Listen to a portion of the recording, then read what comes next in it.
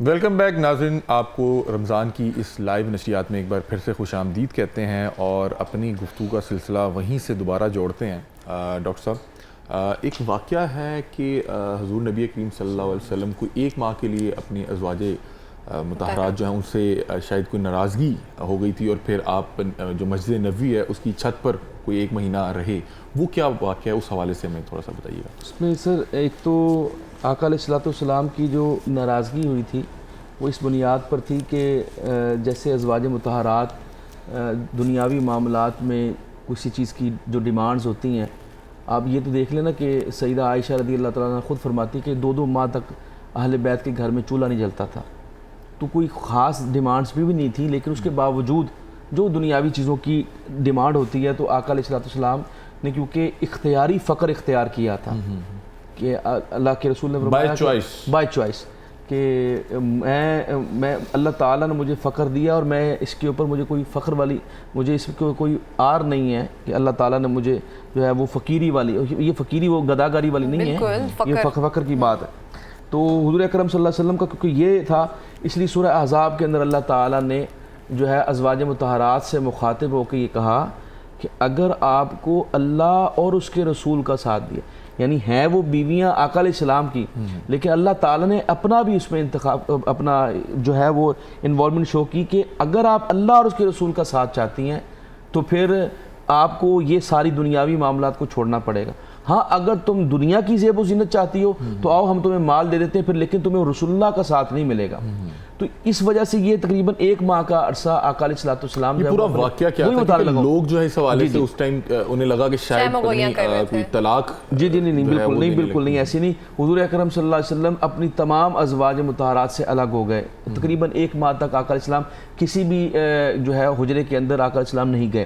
تو حضور اکرم صلی اللہ علیہ وسلم مسجد نبوی کے اندر کبھی نیچے کبھی اوپر جو ہے وہاں پہ آپ جو ہے وہ اپنا ایک چارپائی کے اوپر سوتے تھے۔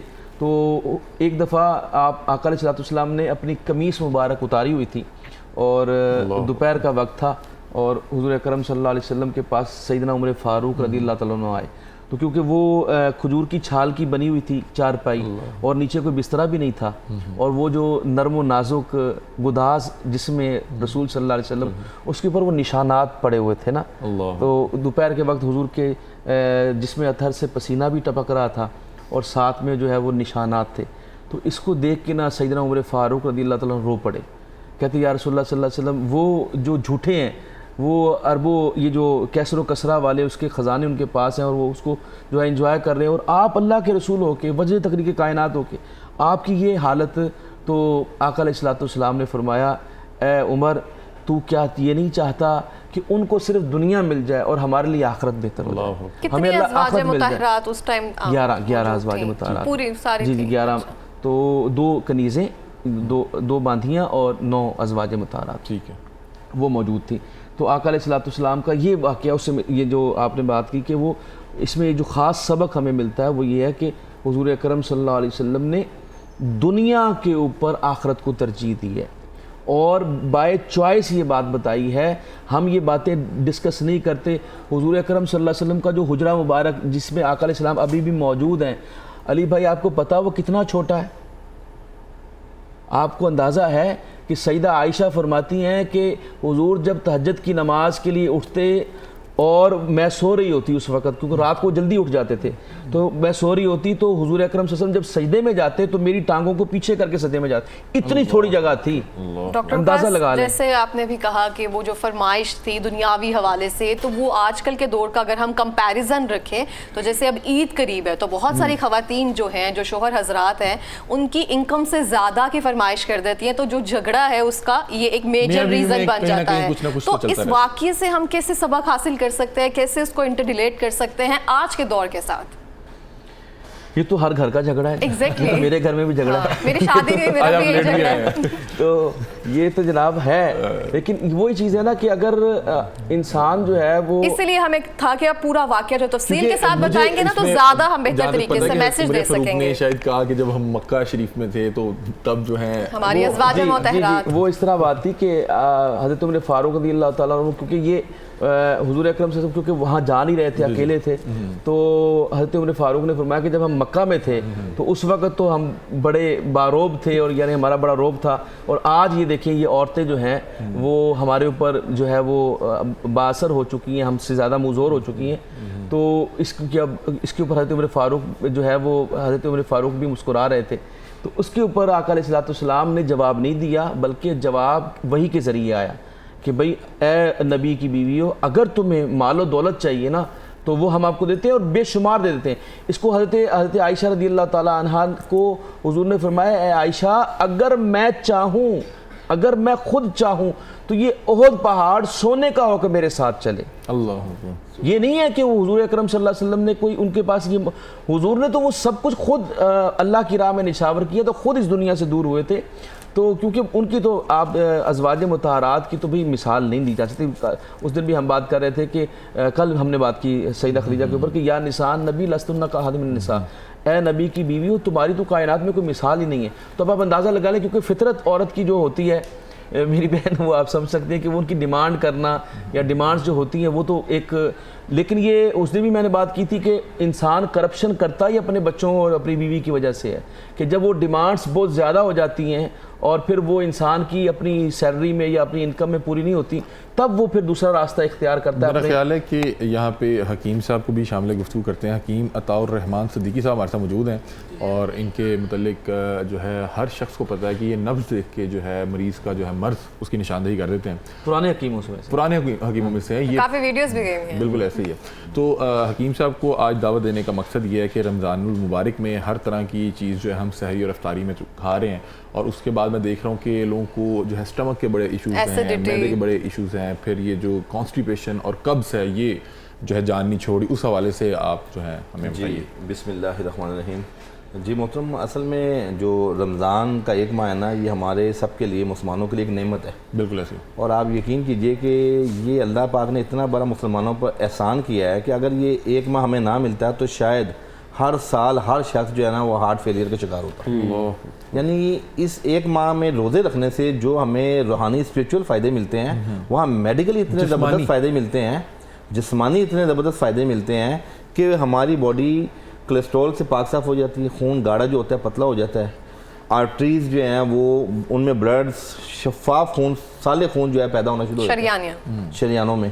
اس کے علاوہ جو ہے آپ کا لیور کا جو میٹابولک سسٹم ہے، جس کی وجہ سے جتنے موذی امراض آپ کو گھیرتے ہیں وہ بہتر ہو جاتا ہے. پھر سب سے بڑی بات یہ ہے کہ روزہ رکھنے سے قوت مدافعت بڑھتی ہے. اچھا، ہمارا آپ نے سوال کیا کہ جی بھاری بوجھل پن آیت ہے، میں وہی پوچھنا چاہ رہا تھا کہ ہم ایک تو یہ اللہ تعالیٰ نے اتنا خوبصورت مہینہ دیا، لیکن ہم جب سحری یا افطاری کرتے ہیں اس میں جو ہے احتیاط نہیں کرتے. جی اسی کی میں اصل میں اس پیٹرن پہ میں یہ آ رہا تھا کہ پورا سال ہم اپنی بد پریزیوں کے ساتھ لائف کی بے اعتدالیاں بھی ہیں، لائف سٹائل سیڈنٹری ہے، تو اس میں چونکہ 2 کھانے ہو جاتے ہیں اور ویسے ہم 3 سے 4 میل لیتے ہیں. تو ایک تو مین وجہ یہ ہے کہ ہمیں رمضان آنے سے پہلے 15 یوم یا 1 ماہ قبل اس کی ریہرسل کرنی چاہیے. ٹھیک ہے. دوسرا، بہت زیادہ پکوڑوں کا، سموسوں کا، یہ جتنا ہمارا فرائیڈ چیزیں ہیں اس کا استعمال کثرت سے بڑھ جاتا ہے. اچھا، اس میں بھی ہم لوگوں کو کہتے ہیں کہ آپ 2-3 دن کے گیپ سے یہ چیزیں استعمال کریں تاکہ آپ کے اسٹمک کو مکمل جو ہے نا وہ معاف نہ ہو جائے. اور اس میں آپ الٹرنیٹیو ڈیز میں کسی وقت فروٹ چاٹ لے لیں، کسی وقت دہی بلے لے لیں، کسی وقت آپ. لیکن اچھا، ایک اور ایلیمنٹ بڑا قیمتی ہے جو ہم اکثر لوگوں چینلز میں بتاتے ہیں کہ ہمارا ایک بہت بڑا المیہ یہ ہے کہ ہم بھرپور بھری ہوئی سحری اپنا افطاری کھاتے ہیں، اور اس کے 10-15 منٹ بعد آ کے جب ہماری باڈی میں وہ انزائم بنتے ہیں جو کھانے کو ہضم کرتے ہیں تو وہ دوسرا کھانا شروع ہو جاتا ہے. تو وہ جو ہاضمے والے انزائم ہیں وہ وہاں ڈیڈ ہو جاتے ہیں اور وہاں طبیعت بھاری بوجھ ہوتی ہے. پھر ہم سحری کی تیاری کرتے ہیں. ایبسولوٹلی. پھر اگلی نارملی اللہ تعالیٰ نے کہا ہے کہ اپنے آپ کو کھانے سے روکو، اور ہم لوگ میرے خیال رمضان میں زیادہ کھا رہے ہیں عام دنوں کے متعلق. یہ پریکٹس کا مہینہ، اعتدال نہیں ہم کر پا رہے ہیں اس میں. میں آپ کو عرض کر رہا ہوں، جو موٹے لوگ ہیں، جو لوگ کوئی بیماری میں مبتلا ہیں، ان کے لیے نعمت ہے. ہم جو ڈاکٹروں کے پاس جتنی بھاری بلکم فیس دیتے ہیں وہ ہم فیس سے بچ سکتے ہیں اگر ہم حفظان صحت کے عین مطابق اس رمضان کو گزاریں. اور دوسری چیز یہ ہے، جیسے میں نے بھی آپ کو عرض کیا کہ ہمارے ہاں جو ہے نا پانی کا استعمال بہت پھرنا زیادہ ہوتا ہے. مثال کے طور پہ کھانا آپ نے کھایا، 3 جو ہے نا پورشن میں آپ کو کھانا کھانا چاہیے. ایک پورشن آپ کا ہے غذا کا، ایک پورشن آپ کا ہے ہوا کا، جس سے آپ کا سانس بحال ہو, اور تیسرا پورشن پانی کا ہے. لیکن انفارچونیٹلی ہم غذا سے وہ دونوں پورشن بھی کور کر لیتے ہیں. اب یہاں تک کھانا آ جاتا ہے. مسجد میں جناب آپ مغرب کی نماز میں جائیں افطار کے بعد, تو ہر دوسرا بندہ ڈکار لمبی لمبی وہ ہکپس جاری ہوتی ہیں. تو اٹس مین ہمیں مختصر افطاری کر کے نا تو سادی غذا کھانی چاہیے. تو ہم کون سی ایکٹیویٹی ایسی کر سکتے ہیں سحر و افطار میں, کوئی ایک ریچول ہم رکھ لیں جس سے ہمیں یہ مسئلہ نہ ہو؟ جی ڈائٹ میں میں یہ اکثر جو لوگ ہیں ان کو یہ کہتا ہوں کہ ہم اکثر نا افطاری کے فوری بعد لوگ چائے پیتے ہیں, اس ٹائم آپ نا پودینہ, سونف اور الائچی کا کہوہ پی لیں. اچھا, پودینہ, سونف, الائچی کا کہوہ ایسی زبردست چیز ہے کہ اس سے جب آپ کو افطاری کے بعد سستی ہوتی ہے وہ ختم ہو جاتی ہے. اور اس کے آپ دیکھیں نا کہ 1.5 گھنٹے بعد ایگزیکٹ جو تراویح ہوتی ہے نا وہ مین ایکسرسائز ہے. اور میں نے دیکھا کہ تراویح کے دوران بہت سے لوگوں کے پیٹ میں سے عجیب و غریب آواز آ رہی ہوتی ہے اور ڈکار لے رہے ہوتے ہیں. میں نے اکثر ویڈیوز دیکھی ہیں. میں آپ کو وہی عرض کر رہا ہوں کہ ہمارے کھانے جو ہے نا وہ حفظان صحت کے برخلاف ہے نا. اب آپ دیکھیں نا ایک چیز کا مزاج گرم ہے, اسی کے ساتھ ہر چیز لے رہے ہیں. بالکل ایسے مثال کے طور پہ سحری کے اندر آپ دیکھیں انڈا اور دہی ایک ساتھ استعمال, ایبسولوٹلی دہی بھی لے رہے ہیں اور ساتھ چائے بھی پی رہے ہیں. اب کون سمجھائے بھائی کہ یہ چیزیں دونوں مزاج کے برخلاف ہیں, اور وہ سوء مزاج پیدا ہوتا ہے جس کا علاج جو ہے نا ناممکن ہے. تو ہم قہوے کا استعمال جو ہے نا بہترین ہے. پودینہ, سونف, الائچی کچن ریسیپی ہے اور ہر گھر میں موجود ہوتا ہے. لیمن ڈال لیں اور حسب ذائقہ اس میں آپ شکر ڈال. جی ٹھیک ہے, بڑی بہترین جو ہے ٹپس دے رہے تھے حکیم صاحب. سید دانش عباس ہمارے ساتھ موجود ہیں اور ان سے درخواست ہے کہ نعت رسول مقبول سے ہماری محفل کو شان بخشیں. جی بسم اللہ. میرے دل میں ہے یاد محمد, میرے دل میں ہے یاد محمد, میرے ہونٹوں پہ ذکر مدینہ, تاجدار خروں کے کروں سے آ گیا زندگی کا کرینہ. میرے دل میں ہے یاد محمد, اور ان کی چشمے کروں کی عطا ہے, میرے سینے میں ان کی ضیا ہے. یاد سلطان طیبہ کے صدقے میرا سینہ ہے مثل نگینہ. میرے دل میں ہے یاد محمد, میرے ہونٹوں پہ ذکر مدینہ, تاجدار گھروں کے کروں سے. اور میں غلامان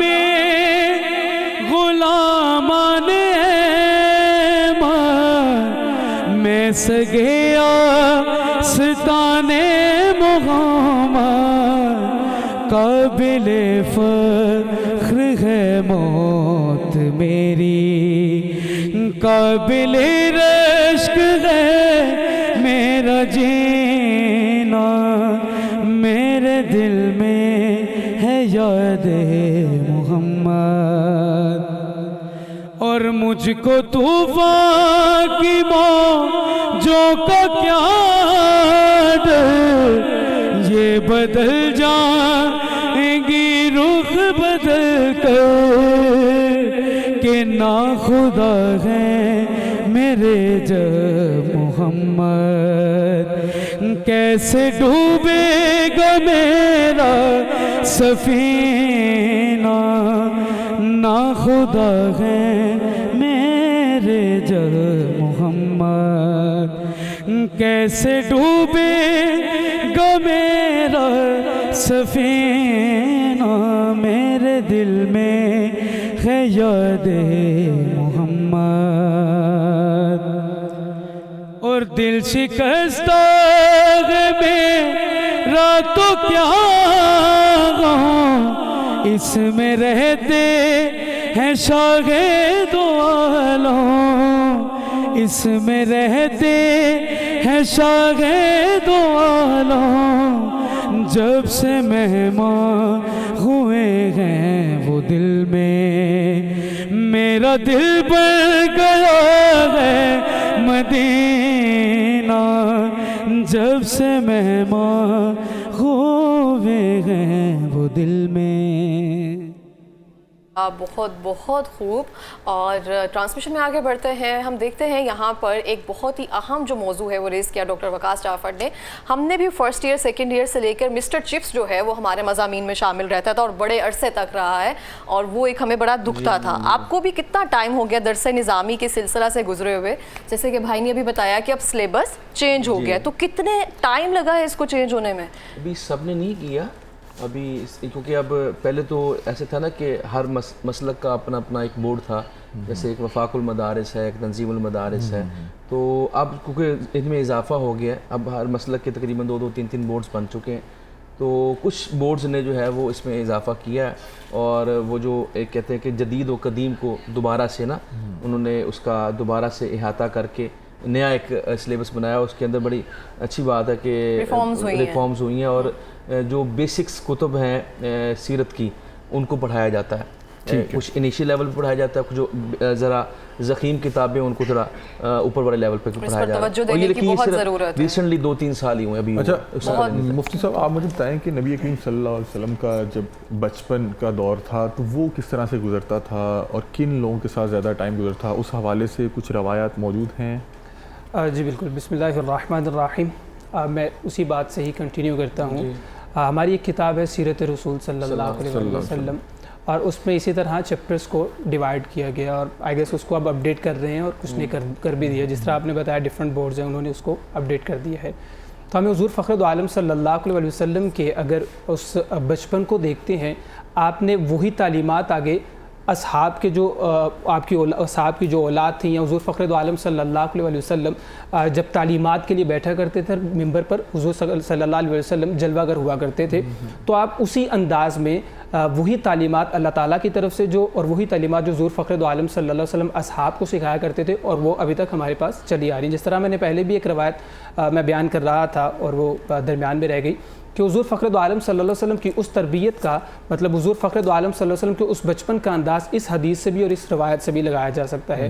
جیسے حضور فخر عالم صلی اللہ علیہ وسلم نے حضرت انس بن مالک رضی اللہ تعالیٰ عنہ کو فرمایا تھا کہ اے میرے بیٹے, اذا دخلت علی اہلک فسلم, کہ جب تم اپنے گھر میں داخل ہو تو بلند آواز سے تم سلام کیا کرو.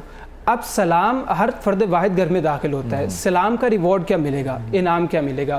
تو حضور فخر عالم صلی اللہ علیہ وسلم نے ارشاد فرمایا, یکون برکۃ علیک وعلی اہل بیتک, یہ سلام کرنا تمہارے لیے تم پر اور تمہارے گھر والوں پر رحمت اور برکت کا باعث بنے گا. حضور فخر عالم صلی اللہ علیہ وسلم کا ہم جب انالیسس کرتے ہیں آپ کی لائف کا, ہمیں بے شمار ایسی اور روایات ملتی ہیں کہ آپ نے کس طرح سے اصحاب کو تعلیمات دیں, آپ نے کس طرح سے جہاں حضور فخر عالم صلی اللہ علیہ وسلم کے پاس لوگ آ کر بیٹھ کر تعلیمات حاصل کیا کرتے تھے, کس انداز میں آپ نے پریکٹیکلی کر کے ان کو بتایا, اور پھر اصحاب نے اس کو اپنی لائف پر امپلیمنٹ کیا. اس کی ایک میں مثال آپ کو دے دیتا ہوں. حضرت صفوان بن امیہ رضی اللہ تعالیٰ عنہ, ابھی آپ نے اسلام قبول نہیں کیا تھا, اور آپ حضور فخر عالم صلی اللہ علیہ وسلم کی بارگاہ میں تشریف فرما تھے. آپ مال غنیمت کا مال جو ہے وہ سب کو تقسیم کر رہے تھے. آپ نے انہیں بھی عطا کیا, اسلام قبول نہیں کیا ہوا تھا, آپ نے انہیں بھی عطا کیا, اور آپ نے پریشان ہو کر حیران ہو کر عرض کیا کہ محمد صلی اللہ علیہ وسلم, میں تو مسلمان نہیں ہوں, میں ایمان والا نہیں ہوں, اسلام نہیں لے کر آیا, لیکن آپ نے مزید عطا کیا اور آپ مزید اسے عطا کرتے چلے گئے. تو حضور فخر عالم صلی اللہ علیہ وسلم نے اس عطا کرنے کے بعد اس شخص نے دیکھا, حضرت صفوان بن امیہ رضی اللہ تعالیٰ عنہ نے, کہ باوجود اس کے میں مسلمان نہیں ہوں, مجھے عطا کیا جا رہا ہے. آپ نے ان کے اس عمل کی بدولت اسلام قبول کیا, کلمہ پڑھا, اور کلمہ پڑھنے کے بعد ہمیں ہسٹری میں پتہ چلتا ہے کہ آپ کی بے شمار وہاں پر کاوشیں ہیں دین کی اشاعت میں اور دین کی تبلیغ کرنے کے معاملات میں. ٹھیک ہے, ڈاکٹر صاحب سے جو ہے بات کرتے ہیں. ڈاکٹر صاحب, حضور نبی کریم صلی اللہ علیہ وسلم کا ازواج مطہرات کے ساتھ کس طرح کا حسن سلوک تھا, اور آج کل کے دور میں کیونکہ ہم جتنی بھی کالز لیتے ہیں اس میں نے دیکھا ہے کہ کہیں نہ کہیں جو ہمارا ازدواجی تعلق ہے کسی بھی شخص کا, وہ خاتون کی طرف سے ہو یا مرد کی طرف سے ہو, دونوں شکایات کا شکار ہیں کہ کہیں نہ کہیں جھگڑے ہیں, لڑائی ہے, اور وہ محبت کا عنصر نہیں مل رہا اس رشتے میں. تو ہمیں آپ صلی اللہ علیہ وسلم کی جو حسن سلوک تھا ازواج مطہرات کے ساتھ, اس سے کس طرح سے سیکھنا چاہیے؟ تاکہ آج کے معاشرے میں اس کی ون بڑی بائی ضرورت ہے. ون کر کے، کیونکہ ہمیں زیادہ اما عائشہ رضی اللہ عنہ کے بارے میں یا حضرت خدیجۃ الکبریٰ ان کے بارے میں ہی زیادہ پتہ ہے ایک طرح سے. میں عرض کرتا ہوں، دیکھیں جو اگر آپ آقا علیہ الصلوۃ والسلام کی، کیونکہ ہم ساری باتیں ہم سنتے رہتے ہیں، آقا علیہ الصلوۃ والسلام کے سارے معاملات، آپ کا جو دینی، آپ کا جو تبلیغانہ مبلغانہ جو فریضہ تھا اس کے بارے میں ہم ساری باتیں سنتے رہتے ہیں. میں حضور اکرم صلی اللہ علیہ وسلم کی اس پرسنالٹی کی بات کرنا چاہتا ہوں جو اعلان نبوت سے پہلے موجود تھی. کیا بات ہے، میں نے اسی لیے بچپن اور وہ جوانی پوچھنا چاہ رہا تھا. وہ اس کا تعلق حضور کی ازدواجی زندگی کے ساتھ بھی ہے. ایک تو میں آپ کو امپورٹنٹ بات بتاؤں علی بھائی، اس کو آپ نے پلے باندھ لینا ہے کہ حضور کی سیرت کیا ہے. شیخ سعدی فرماتے ہیں کہ 3 لوگ تم سے کبھی فیض نہیں پا سکتے. نمبر 1 تمہارا چہیتا شاگرد. بالکل ایسے، بڑی خوبصورت بات. پھر کہا کہ تمہاری بیوی، ہم سب کی بیوی، اس میں کوئی شک نہیں، فیض نہیں پا سکتے. جو آپ جو مرضی ہو، آپ بیوی کے سامنے کچھ نہیں ہے. اور تیسرے نمبر پہ آپ کا فاسٹ فرینڈ، جو آپ کا بچپن کا دوست ہے، وہ آپ سے خیر نہیں لیتے. بڑی خوبصورت بات. وہ آپ سے خیر نہیں، وہ آپ سے فیض نہیں لے سکتے. حضور اکرم صلی اللہ علیہ وسلم کی سیرت کا یہ کمال ہے کہ سب سے پہلے یہ 3 لوگ جو کسی سے فیض نہیں پاتے، حضور سے انہوں نے فیض پایا. اللہ، یہ ہے حضور کی سیرت. وجہ کیا ہے؟ کیونکہ ہمارا ظاہر و باطن ایک جیسا نہیں ہوتا. ہماری پرسنل لائف اور ہماری آفیشل لائف میں فرق ہوتا ہے. ہم گھر میں مختلف ہوتے ہیں، ہم باہر مختلف ہوتے ہیں، ہم ڈیفرنٹ ایٹیکیٹ سے بیہیو کرتے ہیں. حضور ایسے نہیں تھے. حضور بالکل کھلی کتاب تھے. وہ گھر میں بھی ایسے ہیں، شیشہ تھا. کیا بات. اس لیے حضور کے اوپر سب سے پہلے ایمان لانے والی آپ کی بیوی ہے. کیا بات ہے. بالکل. حضور پہ سب سے پہلے ایمان لانے والا آپ کا سب سے گہرا دوست ابو بکر ہے. بالکل ایسی. حضور کے گھر میں کام کرنے والا حضور کا لے پالک بیٹا زید بن حارث ہے. یہ وہ لوگ ہیں، انس بن مالک ہیں. یہ وہ لوگ ہیں جنہوں نے حضور کو دیکھا گھر میں بھی باہر بھی. حضور مسجد میں ویسے ہیں، حضور جنگ میں بھی ویسے ہیں، حضور امن میں بھی ویسے ہیں، سفر میں بھی ایسے ہیں، حضر میں ایک جیسا رویہ ہے. اور یہاں پہ وہ واقعہ بڑا اہم جو آپ نے کل بتایا تھا کہ حضرت خدیجہ نے کس طرح سے وہ چیزیں ویریفائی کی. جی جی جی. اور پوچھا کہ کیا ابھی آپ کو وہ دکھائی دے رہے ہیں؟ ابھی بال کے آگے. کیا بات. اب جو میں بات کرنے چاہ رہا ہوں، اگر اس کا وقت ابھی مل گیا جی، حضور اکرم صلی اللہ علیہ وسلم کی سیرت کے حوالے سے جو بات جو ہم سب کو سمجھنی چاہیے وہ یہ کہ جب حضور نے اعلان نبوت فرمایا اور حضور کے پاس پہلی وحی آئی تو حضرت خدیجۃ الکبریٰ رضی اللہ تعالی عنہا کے پاس حضور آئے اور آپ نے چادر اڑا دی. اور حضور اکرم صلی اللہ علیہ وسلم اس وقت جو ہے وہ محسوس کر رہے تھے، خوف محسوس فرما رہے تھے. تو آقا علیہ الصلوۃ والسلام کو تسلی دے رہی ہیں حضرت خدیجۃ الکبریٰ رضی اللہ تعالی عنہا کہ یا رسول اللہ صلی اللہ علیہ وسلم. اس وقت تو آپ نے اعلان نہیں فرمایا تھا. وہ میں حدیث آپ کے بخاری کے اندر آئی ہے، وہ میں آپ کو اس کے الفاظ پڑھ کے سنانا چاہتا ہوں. یہ ہے کہ بلا اس کا تعلق نہ نماز سے، نہ روزے سے، نہ زکوٰۃ سے، کسی چیز سے نہیں. یہ حضور کی پرسنالٹی کی بات ہے. ٹھیک ہے، حضور نے بھی اعلان نبوت نہیں فرمایا. تو اللہ تعالیٰ کے آقا علیہ الصلوۃ والسلام کے حوالے سے کیا فرماتی ہیں حضرت خدیجۃ الکبریٰ رضی اللہ تعالی عنہا.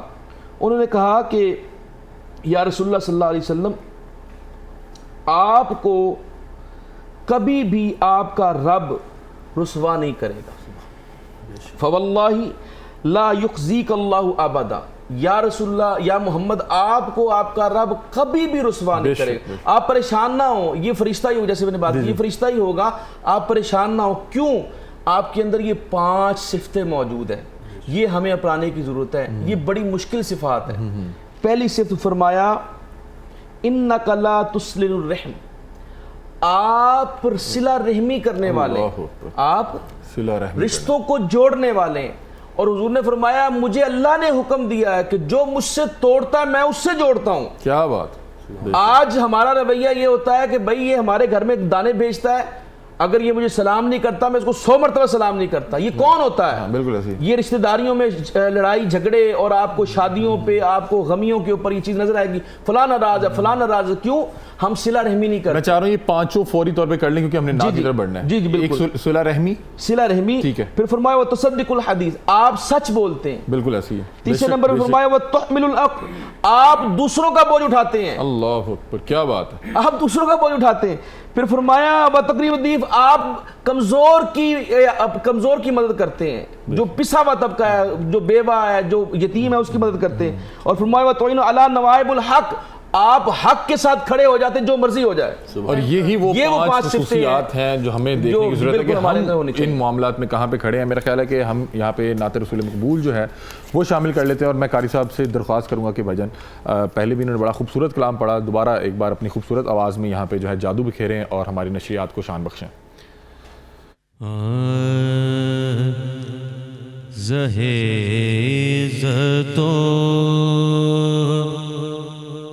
اطلاع محمد زہیزت اطلاع محمد زہیزت اطلاع محمد کہ ہے عرش حق زیر پائے محمد کہ ہے عرش حق زیر پائے محمد زہیزت خدا کی رضا چاہتے ہیں دو عالم خدا کی رضا چاہتے ہیں دو عالم خدا چاہتا ہے رضائے محمد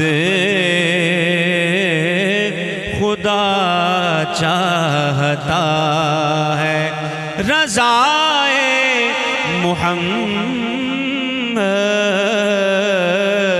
خدا چاہتا ہے رضائے محمد کہ ہے عرش حق زیر پائے محمد کہ ہے عرش حق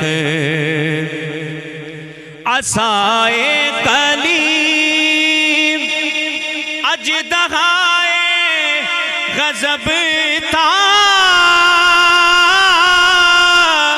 عصائے کلیم اژدہائے غضب تھا گروہ کا سہارا عصائے محمد گروہ کا سہارا عصائے محمد گروہ کا سہارا عصائے محمد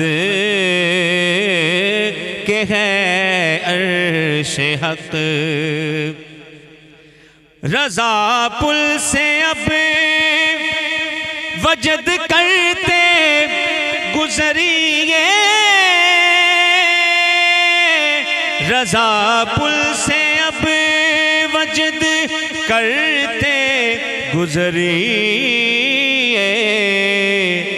کہ ہے رب سلم صدائے محمد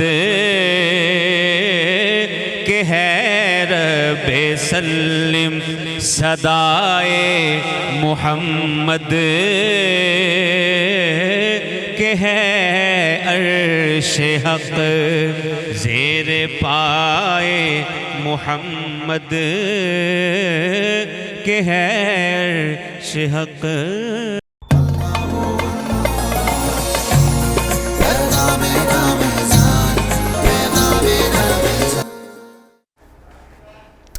ویلکم بیک ایوری ون. نشریات میں آگے بڑھتے ہیں. ہم سب کو پتا ہے افطار کا وقت جو ہے وہ قریب آ رہا ہے. جب افطار کا وقت قریب آتا ہے تو لاہور بروسٹ کی جانب سے بہترین افطاری باکسز جو ہیں نا وہ ہمارے ٹیبل پر آ جاتے ہیں. بالکل ایسے ہی ہے. اور یہ میرا خیال ہے سلسلہ پہلے روزے سے شروع ہوا ہے اور میرا خیال ہے کہ اللہ کرے آخری روزے تک چلے. لاہور بروسٹ جو ہے ہمیں یہ افطار باکسز بھیجواتے ہیں اور افطار کا وقت ہمیں پتہ لگ جاتا ہے جب باکسز آتے ہیں کہ اب افطار کا وقت قریب آ چکا ہے. اس کے علاوہ یہاں پہ 2 بائکس موجود ہیں جو کہ ایک فرائی چکس کی جانب سے بھجوائی گئی ہے اور دوسری بائک جو ہے رحیم سٹور کی جانب سے بھجوائی گئی ہے. اور انشاءاللہ تعالی یہ آپ احباب تک بطور عید کے گفٹ کے آپ تک پہنچائیں گے. اور رحیم سٹور کی جتنی بھی برانچز ہیں وہاں پہ رمضان آفر کے تحت تمام اشیاء پہ ڈسکاؤنٹ لگا ہوا ہے اور آپ جا کے اس ڈسکاؤنٹ کو انجوائے بھی کر سکتے ہیں. واپٹا ٹاؤن، اقبال ٹاؤن اور جو ان کی برانچز ہیں وہ صبح 6 سے لے کے رات 3 بجے تک اوپن ہے. معیاری اشیاء پہ ڈسکاؤنٹ ہے تو وہاں پہ لازمی وزٹ کیا جائے. اور اسی کے ساتھ ہی مجھے لگتا ہے کہ نعت رسول مقبول صلی اللہ علیہ وآلہ وسلم وہ پروگرام میں شامل کر لی جائے. ہمارے ساتھ سمرا ظفر موجود ہیں اور ہم ان سے درخواست کرتے ہیں کہ اپنی خوبصورت آواز میں نعت رسول مقبول سنائیں اور ہماری محفل کو شان بخشیں. جی بسم اللہ. مدینہ یاد آتا ہے، مدینہ یاد آتا ہے، مدینہ یاد آتا ہے، مدینہ یاد آتا ہے، مدینہ یاد آتا ہے، مدینہ یاد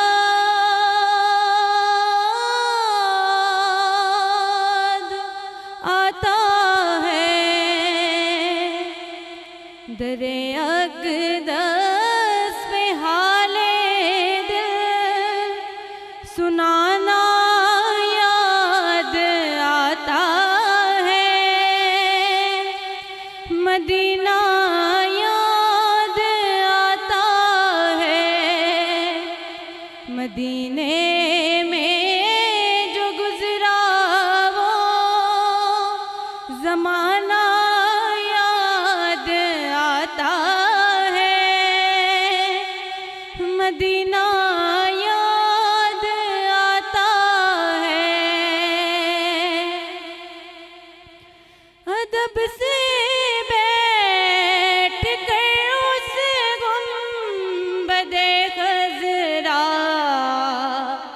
کے سائے میں، ادب سے بیٹھ کر اس گنبد خضرا کے سائے میں، نبی کی یاد میں آنسو بہانا یاد آتا ہے، مدینہ یاد آتا ہے،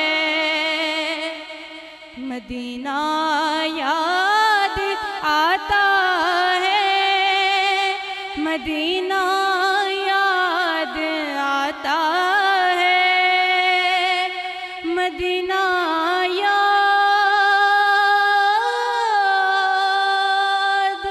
آتا ہے. رسول اللہ کے دربار میں ان کی محبت میں، رسول اللہ کے دربار میں ان کی محبت میں، یہ تیرا روز و شب کا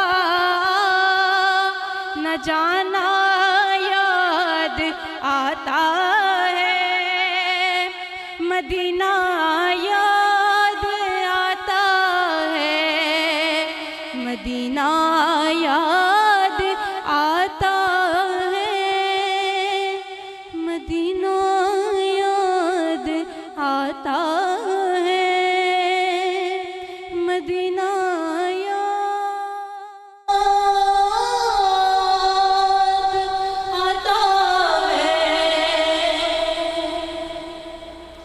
اللہ ماشاءاللہ، بہت بہت خوبصورت۔ اور یہاں پہ بتاتی چلوں ہمارے ساتھ حکیم عطاء الرحمن صاحب موجود ہیں، وہ بھی کل عمرے کی سعادت کے لیے روانہ ہو رہے ہیں۔ بہت بہت مبارک ہو آپ کو، منظور فرمائے، آمین، اور دعاؤں میں سب کو بھی رعایت جو ہے حاضری کا موقع اللہ تعالیٰ عطا فرمائے، ہم انشاءاللہ۔ سب کو جو ہے دعاؤں میں شامل کیجیے گا۔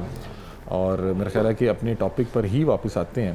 ہم نے ازواج مطہرات کے واقعات کے لیے ڈاکٹر وقاص صاحب سے کہا تھا، تو وہ مجھے لگتا ہے سب کو بہت شوق ہوتا ہے سننے کا، اور ہم اس کے بارے میں بہت ذرا ذوق و شوق کیونکہ ہم سنتے ہیں۔ سیکھنا بھی چاہتے ہیں۔ ہمارے ایک رشتے میں مسلسل مسئلہ آ رہا ہے، مطلب ہم دیکھ رہے ہیں کہ بطور ایک سوسائٹی کے فرد کے طور پہ ہم دیکھ رہے ہیں کہ ہمارے ایک رشتے میں بار بار مسئلہ آ رہا ہے، اور ہمارے پاس نصاب تو موجود ہے، نبی کریم صلی اللہ علیہ وسلم کا جو حسن سلوک تھا ازواج مطہرات کے ساتھ۔ علی بھائی، ایک تو اس میں امپورٹنٹ بات یہ ہے کہ جیسے ابھی سب لوگ یہ جانتے ہیں، اس آیہ کریمہ سے واقف ہیں کہ لَقَدْ كَانَ لَكُمْ فِي رَسُولِ اللَّهِ أُسْوَةٌ حَسَنَةٌ، کہ آقا علیہ الصلوۃ والسلام کی زندگی آپ کا اسوہ ہمارے لیے بہترین نمونہ ہے۔ بے شک بے شک۔ اب جو آپ یہ بات کریں ازواج مطہرات کی، وہ اس لیے بھی امپورٹنٹ ہے کہ جہاں تک بات ہے آقا علیہ الصلوۃ والسلام کے معاملات کی، تو دیگر معاملات کے علاوہ جس کا تعلق مرد کے ساتھ ہے وہ تو آقا علیہ الصلوۃ والسلام ہمیں بتائیں گے، ٹھیک ہے، لیکن جن معاملات کا تعلق عورتوں کے ساتھ ہے، خواتین کے ساتھ ہے،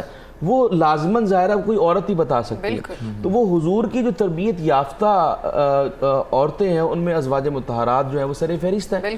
اس لیے جب بھی سیرت کی بات ہوگی تو حضور کے جو معاملات ہیں، حضور کا ازواج مطہرات کے ساتھ تعلق کیا تھا اور ازواج مطہرات کا حضور کے ساتھ کیا تعلق تھا، اس سے ہمیں پتہ چلتا ہے کہ بطور بیوی، بطور پھر آپ سمجھ لیجئے کہ بطور والدہ، بطور بہن، بطور بیٹی، وہ سارا کچھ آپ کو جو ہے نا وہ ازواج مطہرات کے گرد جو ہے آپ کو ان سے میسج ملتا ہوا نظر آئے گا۔ تو آپ نے ابھی جو سوال کیا کہ ہمیں کیا میسج ملتا ہے، ایک تو ہم نے کل سیدہ خدیجہ کبریٰ رضی اللہ تعالیٰ عنہا کی بات کر دی تھی، اس کے علاوہ ہم حضرت عائشہ رضی اللہ تعالیٰ عنہا کے حوالے سے بات کرتے ہیں کہ جو سیکھنے والی بات ہے کہ جس کو حضور نے خود مینشن کر دیا۔ حضور نے فرمایا العائشہ نصف الاسلام، میری عائشہ آدھا اسلام ہے، اور سب سے بڑی فقیہ، عائشہ سے بہت سی روایات بھی، جی بے شک کثیر الروایات آپ ہیں، اور اس وقت اصحاب جو تھے کوئی بھی اگر معاملہ ہوتا، اسپیشلی جو خواتین تھی، صحابیات تھیں، وہ کوئی بھی معاملہ ہوتا، حالانکہ دیگر جو اپنا ازواج مطہرات بھی موجود تھی، لیکن کوئی بھی اسلام کے حوالے سے کوئی معاملہ ہوتا تو وہ حضرت عائشہ سے پوچھا جاتا تھا، کیونکہ حضرت عائشہ رضی اللہ تعالیٰ عنہا کو یہ شرف حاصل تھا کہ آقا علیہ الصلوۃ والسلام جب حضور حضرت عائشہ کے ساتھ ہوتے تھے تو اس وقت بھی اللہ تعالیٰ نے قرآن پاک کا جو ہے وہ نزول فرمایا۔ یہ حضرت عائشہ کو اعزاز حاصل ہے کہ ان کے گھر میں بھی آقا علیہ الصلوۃ والسلام کے اوپر جو ہے وہی نازل ہوئی ہے۔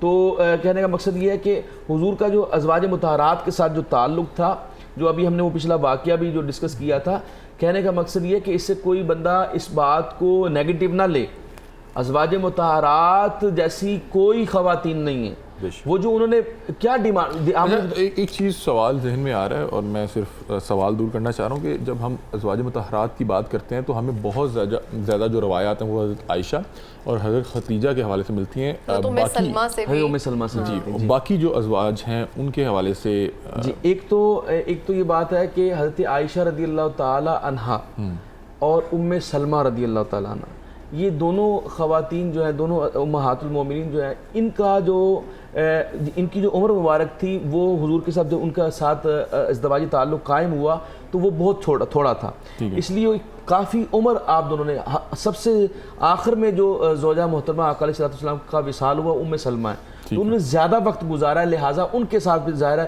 جب ان کا وقت زیادہ گزرا ہے تو پھر ان سے جو ہے معاملات بھی ہے۔ دیگر جو خواتین تھیں آقا علیہ السلام کی ازواج مطہرات تھیں، ان کی عمر بہت زیادہ تھی۔ حضرت آپ دیکھتے ہیں حضرت زینب بنت خزیمہ جو ہیں وہ بہت بڑی عورت تھیں، اس کے علاوہ جو آپ یہ جو حضرت خدیجہ کبریٰ رضی اللہ تعالیٰ کی ہم نے بات کی کہ آپ کا وصال تو مکی دور میں ہی ہو گیا تھا، تو ان سے اس لیے زیادہ انفارمیشن ہمیں نہیں ملی کیونکہ ان کی زندگی زیادہ دیر تک نہیں رہی۔ جن کا تعلق آقا علیہ السلام کے ساتھ زیادہ رہا یا پھر وہ زیادہ دیر اس دنیا میں رہی، ان کا نبی کریم صلی اللہ علیہ وسلم کے بعد جن کا جو ہے عمر جتنا عرصہ وہ رہی تو پھر وہ جو ہے ہدایت جو ہے بانٹتی رہی اور جو ہے بہت سے مسائل پہ جو اس وقت صحابہ تھے ان کی مدد کرتے رہے۔ میں اس میں اگر دو تین چیزیں میں آپ کی طرف ہی آ رہا ہوں، جی بالکل میں ایڈ کرتا چلا جاتا ہوں۔ جس طرح سے حضور فخر دو عالم صلی اللہ علیہ وسلم کا تعلق تھا اپنی ازواج کے ساتھ، وہاں پر موجود ہونے سے مراد ہے اس سوسائٹی میں اس زمانے میں موجود اصحاب جو تھے، اس زمانے میں موجود جو صحابیات تھیں، جب آپ نے آپس کے ان کے تعلقات کو دیکھا تو وہ بارگاہ مصطفی صلی اللہ علیہ وسلم میں حاضر ہوا کرتے تھے اور پھر عرض کیا کرتے یا رسول اللہ صلی اللہ علیہ وسلم ہمیں بھی کچھ ایسی کوالٹیز بتا دیں تاکہ ہم اپنا لیں. ایسا تو ممکن نہیں ہے کہ ان کو وہ مقام مل جائے، لیکن یا رسول اللہ ایسی کوالٹیز ہمیں بتا دیں کہ ہم وہ اپنا لیں تو ہمارے اندر بھی ایسا اتفاق، پیار اور محبت، اللہ ہمیں بھی برکتوں سے نوازے، اپنی رحمتوں سے نوازے. تو حضور فخر دو عالم صلی اللہ علیہ وسلم نے ارشاد فرمایا اور پھر اس دور کی حضور فخر دو عالم صلی اللہ علیہ وسلم نے خواتین کی کوالٹیز کو بھی بیان کیا، خصوصیات کو بھی بیان کیا. فرمایا کریم آقا صلی اللہ علیہ وسلم نے احناہ علی ولد فی صغرہ وارعاہ علی زوج فی ذات یدہ. فرمایا کہ اگر اس طرح کے ماحول کو اڈاپٹ کرنا چاہتے ہو، مفہوم بیان کر رہا ہوں، فرمایا کیا ہے کہ اس وقت کی خواتین جو تھیں ان کی سب سے اعلیٰ نشانی یہ تھی وہ اپنے بچوں کی اچھی تربیت کیا کرتی تھی. اگر ہمیں دیکھ لیا جائے حضرت فاطمہ رضی اللہ تعالیٰ عنہ ہمارے سامنے ایک ایگزامپل ہے، اور کس طرح کس انداز میں حضور فخر دو عالم صلی اللہ علیہ وسلم نے تربیت کی. پھر فرمایا کہ دوسری ان کی کوالٹی یہ تھی کہ وہ اپنے شوہر کے، اپنے خامند کے مال کی حفاظت کیا کرتی تھی. اب جس طرح میں نے آپ کی سماعتوں کی نظر کیا کہ صحابہ نے آ کر عرض کیا، صحابیات نے آ کر عرض کیا، ہمیں کوالٹیز بتائی جائیں تاکہ ہم وہ اپنی لائف پر امپلیمنٹ کریں، تاکہ ہم جنت کے حقدار بھی ہو جائیں اور ہمیں مزید انعامات سے بھی نوازا جائے دنیا میں بھی اور آخرت میں بھی. حضور فخر دو عالم صلی اللہ علیہ وسلم نے اسی سوال پر بیان فرمایا اگر تم چاہتے ہو، جس طرح احنا ہو تربیت اچھی کرتے ہیں، فرمایا کہ اگر تم چاہتے ہو کہ اللہ تمہیں بھی جنت عطا فرمائے اور اولاد کو بھی، کیا کرو؟ فرمایا جس خاتون کے اندر 5 کوالٹیز ہوں گی، جس خاتون میں یہ 5 خصوصیت ہوں گی، کیا ہے؟ فرمایا انہ لیس من امرأۃ اطاعت، جو اپنے خاوند کی اطاعت کرتی ہوں گی، وہ عدت حق زوجیہ. اور یہ ساری کوالٹیز ہمیں حضور صلی اللہ علیہ وسلم کی ازواج میں ملتی ہیں اور ہمیں ان کی لائف سے پتہ چلتا ہے.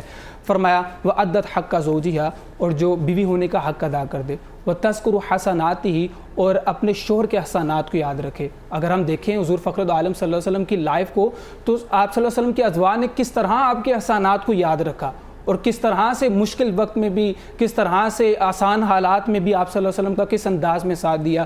فرمایا وَتَذْكُرُ حَسَنَاتِهِ وَلَا تَخُونُهَا فِي نَفْسِهِ. فرمایا اولاد کی جب تربیت بھی کرو نا، کیا کرنا ہے؟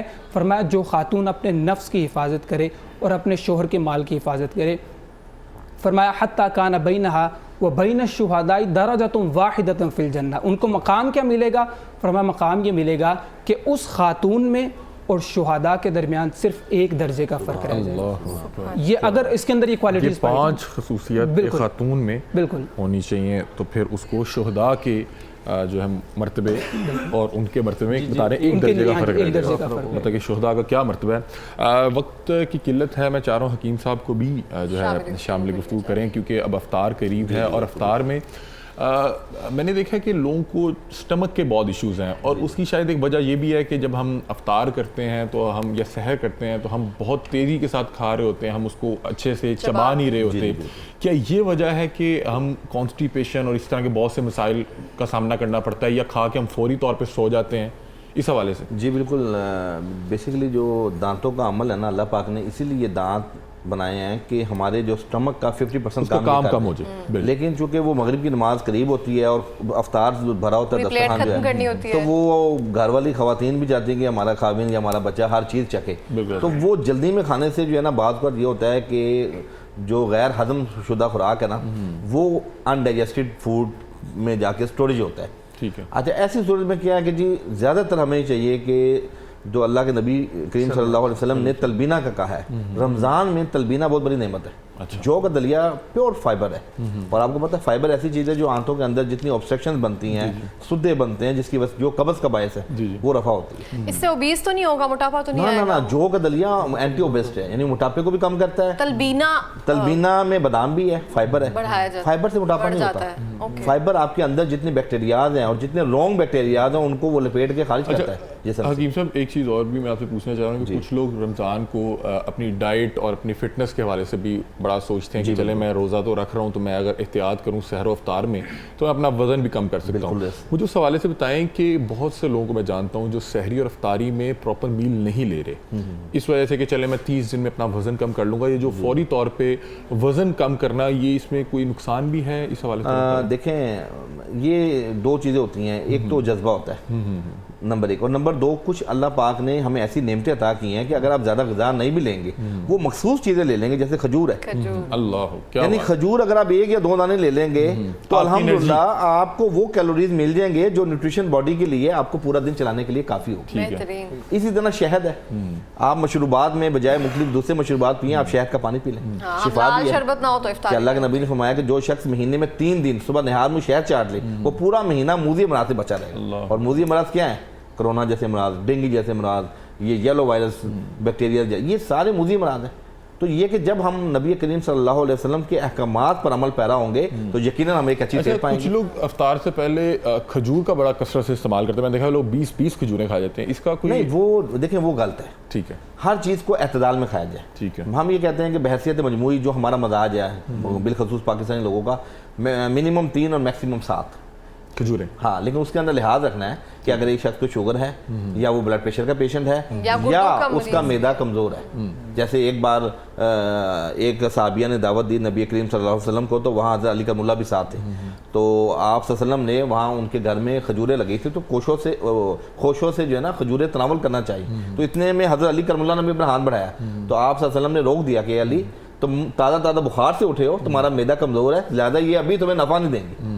تو اب یہ ہے کہ یہ ہر شخص کو پتہ ہے کہ اس کا مزاج کیا ہے, تو اس کے مطابق جب وہ غذا لے گا تو الحمدللہ وہ صحت بھی اچھی رکھے گا اور اس کو نقصان کے پہلو بھی. اچھا, ایک چیز اور بتائیں کہ جس ٹائم آپ روزہ افطار کرنے لگتے ہیں تو اس وقت آپ کا جو اسٹمک ہوتا ہے بالکل خالی ہوتا ہے, اور وہ ایک ہیٹ بھی ہوتی ہے اس میں.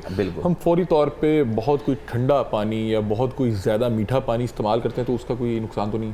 نہیں, دیکھیں اگر تو قدرتی سب سے بہتر کیا ہے کہ اگر خالی اسٹمک آپ روزہ کھولنے لگے سب سے پہلے کیا چیز لیں تاکہ؟ جی, روزہ کھولنے میں دونوں چیزیں ہیں, پانی بھی آپ لے سکتے ہیں اور کھجور بھی لے سکتے ہیں. یعنی یہ اب آپ کے اوپر ہے کہ اگر آپ نے پورا دن بہت زیادہ کام کاج کیا اور گلا خشک ہے تو آپ پہلے پانی کا گھونٹ لے لیں اور اس کے اوپر کھجور لے لیں. ٹھیک ہے جی. اور میں یہ کہتا ہوں کہ کھجور, پانی یا کوئی بھی پھل کھا لیں, اس کے بعد آپ نماز پڑھنے چلے, نماز پڑھ کے آپ بے شک آ کے کھانا کھا لیں. لیکن جب آپ نے کھانا جتنا غذا سے بڑھ لیا ہے افطار میں تو پھر کھانا نہ کھائیں, پھر آپ صحت مند رہیں گے. یعنی اور پھر آپ کو بتاؤں کہ جو صبح کا ٹائم ہے نا سحری کا, صبح میں ارلی ان دا مارننگ جب آپ کھانا کھاتے ہیں تو وہ خوراک جزء بدن بنتی ہے, ہماری صحت بھی اچھی ہوتی ہے.